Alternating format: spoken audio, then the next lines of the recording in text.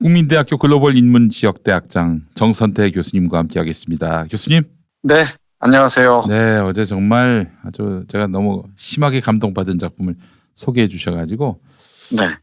점점 그 기대치가 높아지는데 어떡하죠, 교수님? 긴장하셔야겠어요. 네.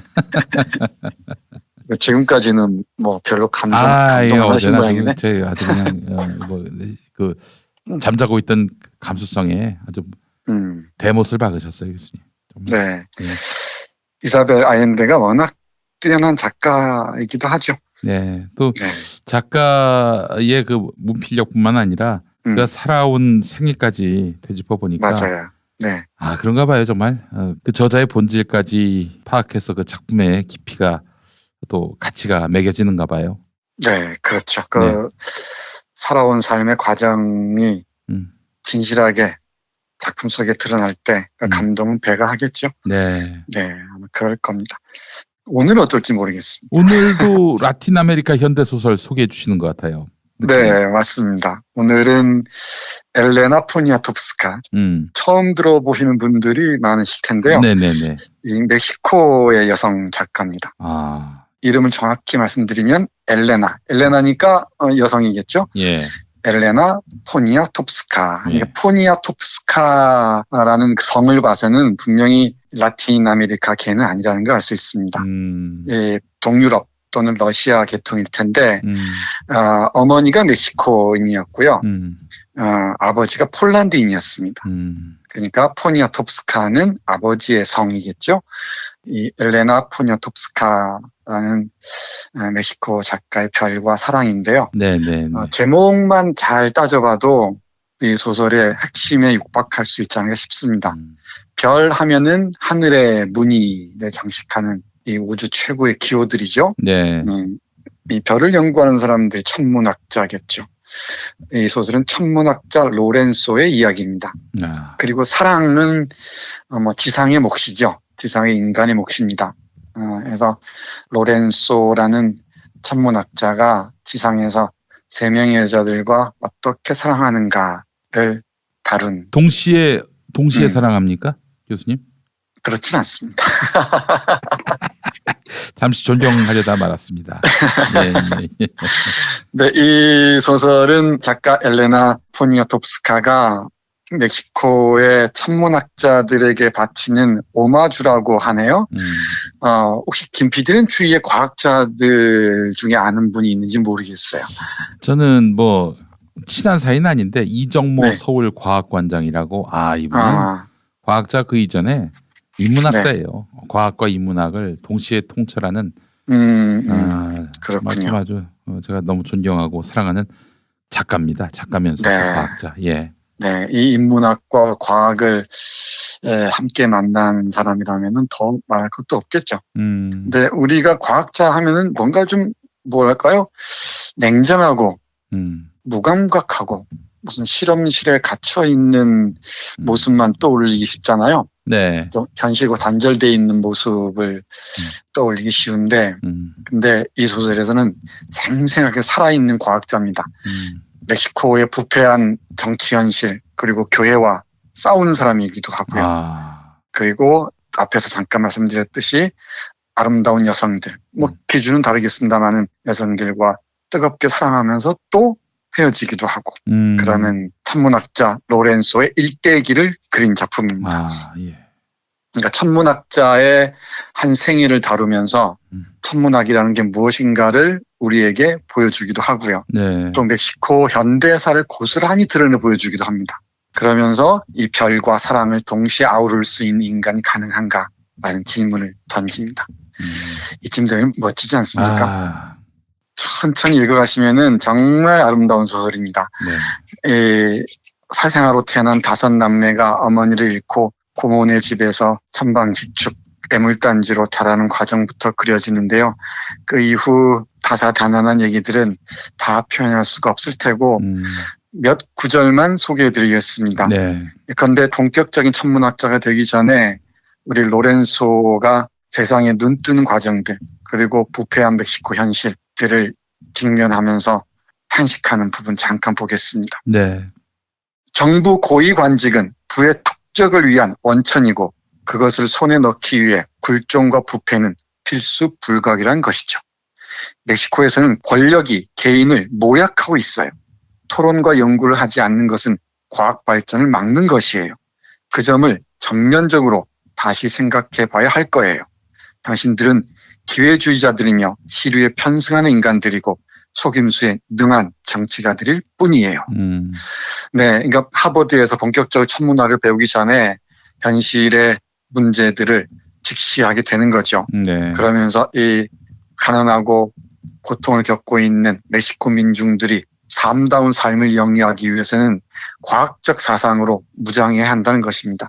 우리가 과학을 비판하기도 하지만 정말 과학자들 중에 상식적이고 양심적인 과학자들이 많습니다. 예, 예. 그리고 정말 정직한 엔지니어들이나 과학자들은 순정한 인간들이 참 많아요. 아름다운 인간들이 정말 많습니다. 물론 권력에 빌붙는 예컨대 4대강에 빌붙는 과학자들도 없진 않죠. 네. 근데 이 세상에 대한 기본적인 관심이 있는 상식을 갖춘 과학자라면은 기본적으로 이 진실 앞에서 겸손한 사람일 경우가 많습니다. 네. 우리 로렌소의 경우도 예외가 아닌 것 같습니다. 그래서 이 로렌소는 대통령들이 1년에 1억 달러 이상씩 비자금을 만들고 모든 탐욕으로 무장한 이 세상에서 싸워가기 위해서는 기본적인 훈련을 해야 한다고 고민을 하죠. 그러면서 자신이 천문학을 공부하기로 다짐을 합니다. 네, 천문학을 공부하게 되는 계기도 대단히 우연입니다. 우리 우연인 경우 참 많잖아요. 네. 제가 종종 얘기하듯이 우리의 삶이란 우연의 입자들이 빚어내는 무지개와 같은 것인지도 몰라요. 물론 그 과정의 진실은 충분히 우리가 고려해야 되겠지만은 우연한 만남이 인생의 좌표들을 완전히 바꿔놓을 때가 있죠. 우리 로렌소의 경우에는 에로라는 그 천문학자를 만나면서 인생의 전환기를 맞이합니다. 아, 에로가 여성입니까? 아닙니다. 남성 천문학자 이름입니다. 아, 이름이 네. 에로군요. 예. 네, 또 실망하셨죠? 그 에로가 그 에로입니까, 교수님? 아닙니다. 네, 아니 어이 에로예요? 어이에로입니다. 어이 에로. 아, 그 에로, 그 에로네요. 예. 네, 풀 네임은 루이스 엔리케 에로입니다. 아, 어쨌든 에로 아닙니까? 예. 넘어가겠습니다. 아, 그래요.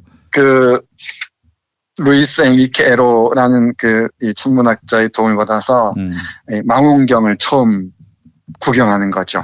그리고 하늘의 별을 바라봅니다. 예. 그러면서 어머니가 오래전에 어린 시절에 얘기했던 그 별에 대한 얘기를 떠올리죠. 그러면서 천문학자의 길로 나아갑니다. 이 천문학이 어떻게 이 로렌소라는 영혼에 스며드는지 잠깐 볼까요? 네. 대단히 아름다운 문장입니다. 그의 눈앞에 펼쳐진 무한한 우주 공간은 그의 것이었으며 그것은 그가 마음속에 지니고 있던 것에 상응하는 것이었다. 수많은 창조물들이 서로 움직이며 생체 조직을 이루어 갔다. 지구상에서 그의 삶을 잡아두려는 그물망을 그의 몸뚱이 안에서 짜는 것과 마찬가지로 그는 자기 자신의 우주였으며 그 이상이었다. 황폐한 도시, 지구 위에서는 아무것도 움직이지 않았다. 별들로부터 침묵이 시작되었다. 나는 어디에 있을까? 로렌소는 심호흡을 했다. 작고 둥근 돔 지붕을 닫게 되면 아무것도 존재하지 않고 그가 바라던 대로 별들만이 있을까? 감광판에 찍혀서 다음날 현미경으로 관찰하게 된 별들. 거대한 규모로 하늘에서 빛을 발하는 물체들은 그와 마찬가지로 심장이 고동치는 또 다른 육체였다. 작은 별들은 빛을 발했으며 에너지를 가지고 자성을 띠었다. 로렌소는 오리온 별자리 쪽으로 망원경을 돌리고 먼동이 토올 때까지 관찰을 계속했다. 자이스 망원경을 사랑스러운 마음으로 덮을 때면 엔리케 에로와 그 밤에 대한 감사의 마음이 한없이 밀려왔다. 아름답지 않습니까? 네. 이 별을 통해서 자신의 육체를 발견합니다. 자신의 삶의 모습을 발견하죠. 제가 들은 얘기입니다만은 천문학을 아는 사람들은 기본적으로 삶에 대해서 겸허하다고 얘기합니다. 예, 우주의 무늬를 보다 보면은 겸허할 수밖에 없대요. 저 무한한 우주에서 인간의 위치라는 게 얼마나 보잘게 없는데 그 잘났다고 오만방자한 꼴들을 또 볼 수가 없다는 거죠. 네. 오래전에 제가 코스모스라는 칼 세이건의 책을 소개해드린 적이 있습니다만 네. 칼 세이건도 비슷한 맥락에서 얘기를 합니다. 천문학자들은 기본적으로 우주에서 자신의 영혼을 보고 인간에 대한 겸허한 태도를 확인하는 게 아닌가 싶기도 합니다. 조금 이어서 한 문장만重품은 이렇습니다. 네. 이 현미경을 통해서 별들을 보면서 온갖 별의 무늬들을 보죠. 그리고 일상에서도 별을 보면서 자신의 힘겨운 삶들을 이겨나갑니다. 그러는 동시에 정치활동연맹에서도 아주 왕성하게 자신의 싸움을 이어나갑니다. 네. 현실의 부조리와 싸울 때야 비로소 별의 무늬도 오롯하게 새겨진다는 것을 로렌스는 알고 있었던 것 같습니다. 또 하나 이런 천문학의 관점, 하늘의 시선으로 바라보면은 멕시코 사회의 최대 장애물인 교회를 비판하지 않을 수가 없습니다. 멕시코가 대단히 수수께끼 나라, 모순의 왕국이라고도 얘기하지 않습니까? 이 모순의 한 중심에 있는 게 바로 이 카톨릭 교회라고 얘기를 합니다. 그 부분 잠깐 보겠습니다. 이 디에고란 친구와 렌초의 대화인데요. 짧게 보겠습니다. 네. 굶주림에 관해서 이야기하게 되자 그들의 대화는 격렬해졌다. 이봐 디에고, 멕시코에 민주주의는 존재하지 않아. 문맹자는 투표도 선거도 할 수 없어. 정치 계획 따위를 왜 알려고 하겠어. 최소한의 경제적 보장이라도 해줘야 그들의 결정을 지지할 게 아닌가. 급료도 받지 못하는 가난한 사람이 무엇을 지지한단 말인가. 그게 바로 우리가 매일 보고 있는 현실이야. 렌초, 내 말대로 멕시코 사람들이 정부 결정에 아무런 영향을 행사하지 않는다면 뭐가 해결책이야. 로렌소는 교육의 중요성을 강조했으며 멕시코 사회 발전의 최대 장애물인 교회를 비판하고 나섰다. 아들아, 천상의 왕국이 내 것이니 안내하여라. 가톨릭 교회는 사건이 터지면 속수무책인 수백만의 멕시코 사람들을 거리로 내몰면서 그들의 힘을 약화시켰다. 바로 그게 로렌소는 용서가 되지 않았다. 네, 이 멕시코 사회를 부패와 타락으로 몰고 가는 교회와의 일전을 불사하는 선언을 하게 됩니다. 예. 이 천문학자가 어떻게 세상과 만나고 사회와 만나고 멕시코 문제와 대결하는지 대단히 감동적입니다. 네. 그리고 이 여성 문제도 물론이고요. 멕시코가 안고 있는 다양한 현대사의 문제들을 오롯이 볼 수 있는 작품이 바로 오늘 소개해드린 엘레나 포니아톱스카의 별과 사랑입니다. 네. 마지막 빠뜨릴 수 없는 문장이 있습니다. 네. 이 하늘을 바라보면서 별의 무늬, 별과 대화를 나눈다고 했잖아요. 예. 그런데 이 별만 보고 있을 수 없지 않습니까? 세상 문제와도 대결해야 되지만 또 지상의 사랑을 놓쳐서도 안 되겠죠. 이 마지막 페이지에 우리 로렌소의 독백이 있습니다. 자신이 사랑하는 파우스타라는 여성이 여러 가지 문제 때문에 사라지고 난 다음에 때늦게 찾아온 깨달음입니다. 읽어보겠습니다. 내가 정말 미쳤군. 천문학자 로렌소가 되기 위해 갈등하며 싸웠듯이 왜 인간 로렌소가 되기 위해서는 그러질 않았을까? 파우스타와 함께 이 고독한 궤도에서 도는 것을 그만두고 가볍게 흔들리는 일상의 삶 속으로 돌아가는 거야. 내게 온 마지막 기회야. 네, 이 파우스타라는 여성, 자신의 구세주였고 존재 이유였는데 사라지고 난 다음에야 소중함을 발견하네요. 이 역시 천문학자 로렌소가 맞이해야 하는 사랑의 비극이 아닌가 싶기도 합니다. 이 파우스타는 어떻게 해서 사라졌습니까? 천문대에서 만난 후배 학자인데요. 이 로렌소가 조금은 사랑이 좀 미숙하다 보니까 강압적으로 사랑을 했던 것 같습니다. 그러다 보니까 파우스타가 곁에서 떠나버린 모양입니다. 왜 내가 몰랐을까? 때늦은 깨달음 뒤에 후회 가득한 긴 여운과 함께 이 대작이 마무리됩니다. 네, 그렇군요. 조금 허무한데요? 허무해요? 이 하늘의 무늬를 읽고 또 우리가 사는 세상의 무늬를 읽는 것도 중요하지만 결국 가장 중요한 건 내 안에 감성의 무늬들, 떨림들, 그 파동들을 읽어내는 것보다 중요한 게 또 어디 있겠습니까? 네. 그 큰 흐름들을 보여주는 것 같습니다. 혹시 멕시코 소설에 관심 있으신 분들 우리 엘레나 포니아tov스카의 별과 사랑 한번 꼭 읽어보시기 바랍니다. 그에 가다면은 또 다른 멕시코 작가, 이를테면 그 멕시코 소설의 대부라 그러죠. 카를로스 푸엔테스와 후안 룰포의 작품도 소개해드리도록 하겠습니다. 네.